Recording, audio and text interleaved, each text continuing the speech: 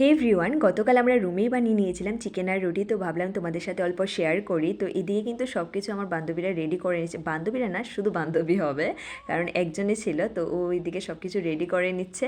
আর আমি কি করলাম, চিকেনটা ধোয়ার দায়িত্বটা আমাকে দিল। তো আমি ভালোভাবে চিকেনটা ধুয়ে দিলাম। জানি যে তোমরা খুব ভালো রান্না পারো, দেখানোর কিচ্ছু নেই, কিন্তু আমার বান্ধবী কিন্তু কারো থেকে কম যায় না। ও কিন্তু ভীষণ ভীষণ ভীষণ ভালো রান্না পারে, মানে কিছু বলার নেই। কারণ আমি আরও অনেকবার ওর হাতে রান্না খেয়েছি। আর এইদিকে তোমাদের সাথে কথা বলতে বলতে কিন্তু আমার এখানে ফার্স্ট রুটি ডান হয়ে গেছে। হ্যাঁ জানি রুটিগুলো গোল হয় না, কিন্তু ইন্ডিয়ান ম্যাপও কিন্তু হয় না। মানে আমি মোটামুটি ভালো রুটি বানাতে পারি, মানে খাওয়ার যোগ্য হয় আর কি। হ্যাঁ জানি ভালো রান্না পারি না, তবে খারাপও কিন্তু রান্না করি না, ঠিক আছে। মোটামুটি কিন্তু খাওয়ার যোগ্য বানাতে পারি। আর এদিকে কথা বলতে বলতে আমার সবগুলো রুটি বানানো কমপ্লিট। এখন আমি এগুলো ওকে দিয়ে আসবো আর কি শেখার জন্য। আর এদিকে বান্ধবী আমাকে কষানো মাংস তুলে দিয়েছিল। যাই বলো না কেন, মাংসটা কিন্তু খেতে দুর্দান্ত হয়েছে। আর এদিকে মানে ওর রান্নাটাও কমপ্লিট হয়ে গেছে, রুটিও শেখা হয়ে গেছে। তো তোমাদেরকে একটু দেখিয়ে দিচ্ছি। মানে রান্নাটা দেখতে যেমন সুন্দর হয়েছে, খেতে কিন্তু আরও বেশি টেস্ট হয়েছে।